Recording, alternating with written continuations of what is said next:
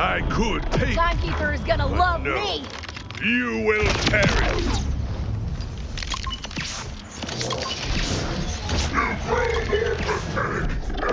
Did you see the sunrise?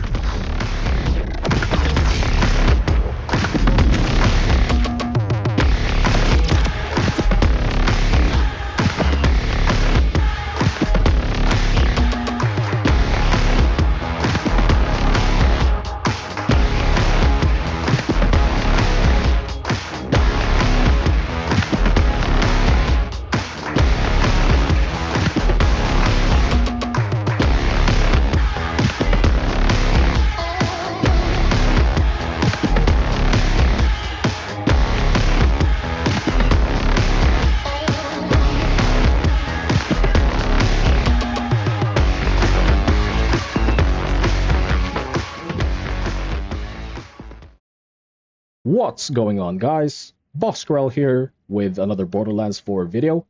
Today I want to share Cowgirl Vex, which is inspired by my previous Cowboy Rafa build that I've made recently. If you haven't watched the video yet, I've placed it on the description down below if you guys want to check it out. So pretty much it's just the same concept. This build focuses on the use of Jacob's weapons, because I really love using Jacob's weapons in this game. They're so fun to use. Well, actually, not just Jacob's weapons, but any weapon that has Jacob's part on it. And on my previous Cowboy Rafa, we're able to achieve 100% critical hits. But with Vex, it's not going to be 100%, but we can get it up to 65%, which is still pretty good. We're still able to one-shot all bosses in the game anyways. So, alright. Without further ado, let's get right into the build. Okay, so now going first with the skill tree. The action skill we're going to use is Deadringer. Just to give you a heads up, this is not a minion build. We're just using our minions for support, because the augment we're going to use is Coven. As you can see, spawning a Spectre grant Vex and her minions critical hit chance. So that's 10% with a max stacks of 3. So we're getting our 30% critical hit chance from this augment, which is nice. So first is 3 points on Idle Hands for more reload speed. Next is 2 points on Sanguine Fiends, so that whenever we get a kill while mobbing, we restore our minions' health, which is nice. Well, just basically so that we can unlock Coven. Alright, so we're gonna stop here on the blue tree. We'll move on to the green tree. So first is 5 points on Leeching Attunement for more lifesteal and reload speed. Next is Bloodletter. As we all know, on the latest patch, Bloodletter has already been fixed. It no longer deals insane amount of damage with the crit knife, but we're still gonna put points on Bloodletter because it's still really powerful. And next is 5 points on Material Components for more kinetic damage and kinetic status effect damage. Next is 5 points on Target Prescience for 15% critical hit chance, so that's 15 plus 30 with Coven, so that's a total of 45%, which is nice. Next is 5 points on Conjunction for more gun damage based on the fullness of our shield. The extra 4 points, I'm just getting it from our class mod.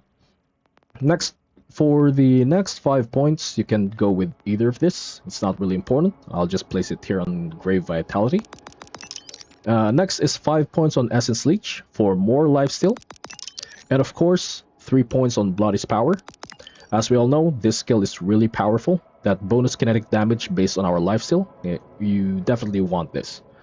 Okay, now for the remaining 6 points, you have 2 choices. You can go either with Portents of Suffering for more status effect damage, or you can go with 5 points on Enchantment for bonus kinetic damage while an action skill is active. So I'd rather go with Enchantment because, as we all know, more damage, more base damage means more status effect damage. So I just went with this.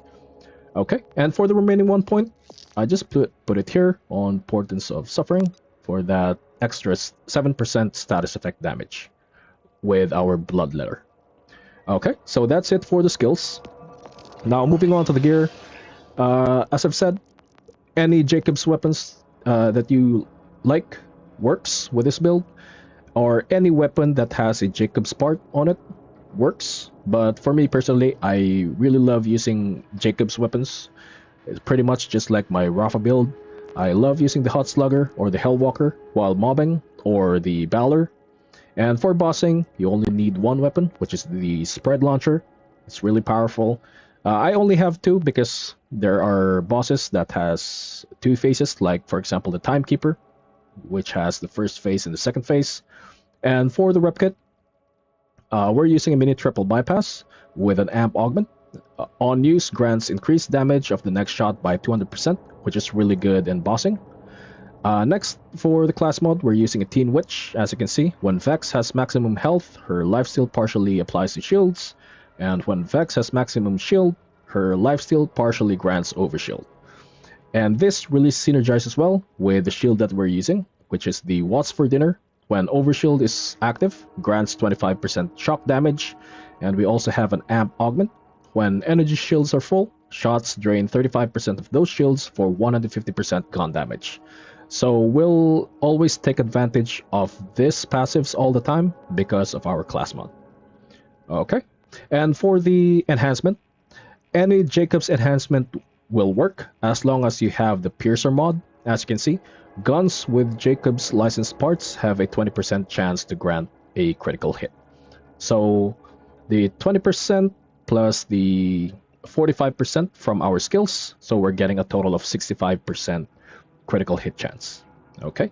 By the way, for the ordnance, it do not matter what ordnance you have. You can use whatever you want. You don't need them.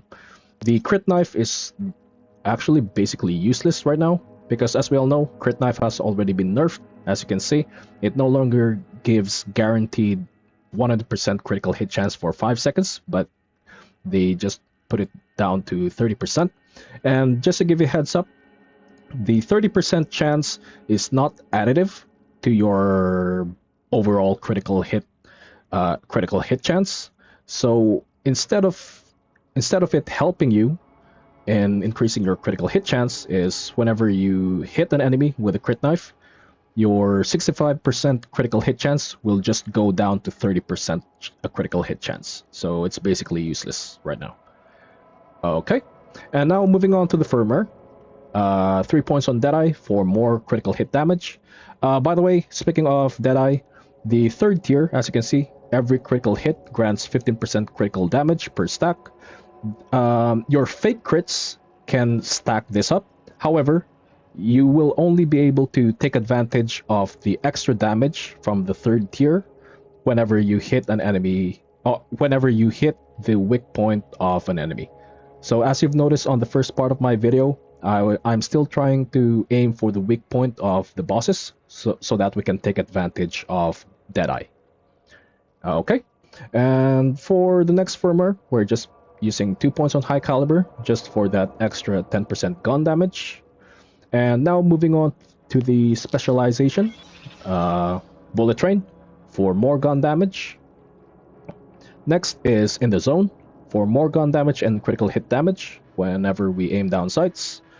And the best defense for 30% damage dealt based on the fullness of our shield and health. And of course, now with caffeine, so that we can get our action skill back up whenever it goes on cooldown. That's why it really synergizes well with the triple bypass. Okay, so that's it for the build. So if you find this guide helpful, please consider liking and subscribing, and hit that notification bell for more videos to come. And you guys have a good day. Bye-bye.